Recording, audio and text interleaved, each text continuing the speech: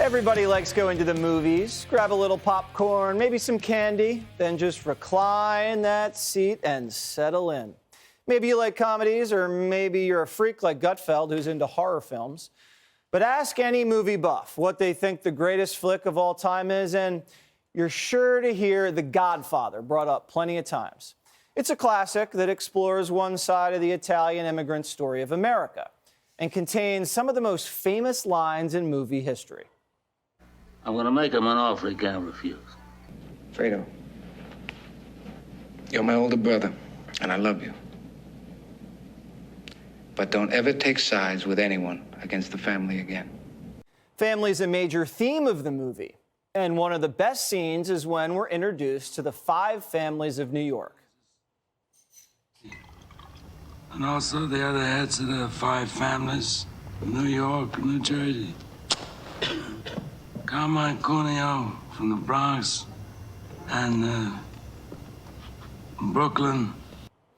Those crime leaders were just fictional characters, but they represented something real. No, not the actual 5 crime families of New York. That gang represents the 5 families of the Democrat Party. For the past 2 decades, these clans have used their power and influence in the halls of Washington to enrich themselves and their offspring. Last night, we explored the suspect stock trades made by Nancy Pelosi and her husband, Paul. But the family's suspicious business ties don't just stop there.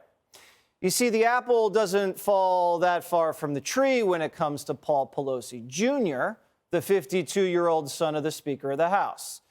The younger Pelosi has reportedly been linked to at least 5 business entities under investigation by authorities for alleged fraud, with reports going on to say Paul Pelosi Jr. was hired by several firms that were subject to both federal and state probes, and meanwhile has connections to a host of fraudsters, rule breakers, and convicted criminals, although he has never been charged himself. Among the companies Pelosi Jr. was involved in was a database marketing company called InfoUSA, which, quote, was investigated by the Iowa Attorney General's office several years earlier for allegedly selling consumer data to fraudsters. That company was founded by Vin Gupta, a major donor to Bill Clinton, who had been probed by the SEC for allegedly misusing company funds to fly Bill and crooked Hillary around on private jets. But doesn't just stop there for Junior Pelosi or little Paulie P, PP Jr. You know, these guys all have nicknames. According to the New York Post, in 2009, he co-founded Natural Blue Resources, an investment company that the SEC alleged was run by convicted fraudsters. He was also tangled up in questionable companies in 2013 and 2014, and later tied to a cryptocurrency scam in 2015. Quite a run.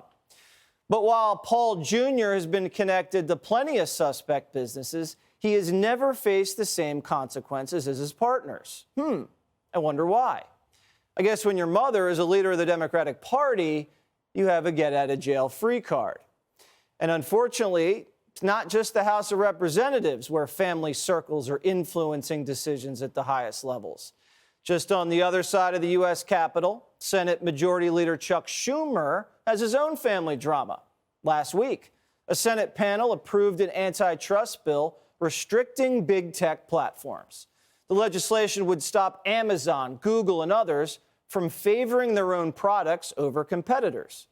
Now, this legislation got worked hard in the back room by lobbyists, by the way. Which lobbyists in particular? We'll get to that in a second. While this bill is moved through the Judiciary Committee, it has yet to get a vote on the Senate floor. You know who's in charge of bringing this bill to the floor? Well, Majority Leader Chuck Schumer. And would Chuck have any reason to delay this bill? Well, maybe so. You see, Chuck's daughter, Jessica, is a registered lobbyist at Amazon, according to New York State records. So Chuck and his daughter are working every side of the Amazon bill. And Chuck's son-in-law, Michael Shapiro, worked at Google's Sidewalk Labs from 2017 to 2019. That's according to his LinkedIn profile. And if that wasn't enough to raise some red flags, Schumer's other daughter, Allison, also works at Facebook. She's in marketing. Sounds an awful lot like the man in charge of advancing big tech antitrust legislation in the Senate has a huge family interest in the process. Now, only a moron wouldn't see that conflict. And it's not just the Democrat leaders of Congress who are making family moves. In the White House, Papa Joe's done everything he can to take the stink off his son Hunter's fishy business deals.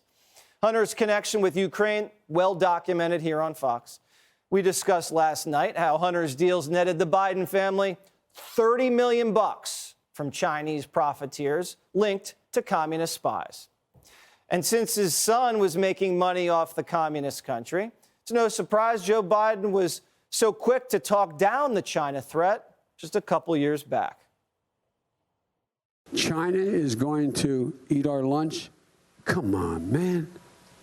They can't even figure out how to deal with the fact that they have this great division between the China Sea and the mountains in the west. They can't figure out how they're going to deal with the corruption that exists within the system. I mean, they're not bad folks, but guess what?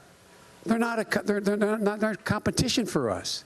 Not to mention the fact that Biden completely swept the lab leak under the rug. And we never found out where that diamond went, the diamond that Chinese tycoon gave Hunter. That got swept away, too.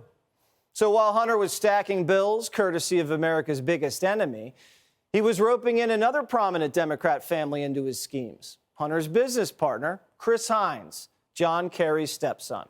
Both in business with China, both fathers soft on China. And so another piece of the puzzle falls into place. Essentially, the Chinese government was funding a business it co-owned with two of America's most powerful Democrat political families. So while Biden and Hines sold out America to make a quick buck, their dads were serving as vice president and secretary of state, respectively. But perhaps the single greatest abuser of our country's trust lies in the hands of Bill and Hillary Clinton. You remember, late 90s, they established a nonprofit organization aptly named the Clinton Foundation. For years, businesses and foreign nationals funneled money into the organization with some vague goals to help others, and perhaps they did do some good. But what really happened is that when Hillary Clinton became Secretary of State, Fox reports, at least 181 companies, individuals, and foreign governments that had given to the Clinton Foundation also lobbied the State Department when Crooked ran the place. 181 companies. That's a lot of IOUs from the Clintons. I wonder if she ever paid those favors back. We're just asking questions. According to Peter Schweitzer's book, Clinton Cash, in 2000, Bill and Hillary Clinton owed millions of dollars in legal debt. Since then, they've earned $131 million. I guess selling out America is a big money business. The big guy, Ketchup, Paulie P., the Gavel, Little Chuckies, all of them wealthy, well-connected, and untouchable. It's not personal, son. It's strictly business. For these 5 leading Democrat families, the money's never enough. And so they'll keep selling out America as long as there's a buyer. Hey, Sean Hannity here. Hey, click here to subscribe to Fox News YouTube page and catch our hottest interviews and most compelling analysis. You will not get it anywhere else.